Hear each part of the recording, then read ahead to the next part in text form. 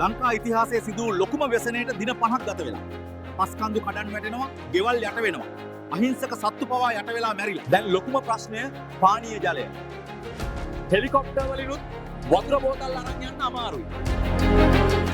මේකට විසඳුමක් විදිහට World Innovators Foundation එකෙන් පොලිතින් ජල ඇසුරුමක් හඳුන්වා දෙනවා. බය වෙන්න එපා. වතුරේ ගුණාත්මක භාවය බලන්න අපි pH සහ TDS මීටර් ලබා දෙනවා. තරුණ පිරිස ක්‍රියාශීලී කණ්ඩායම් හදාගන්න.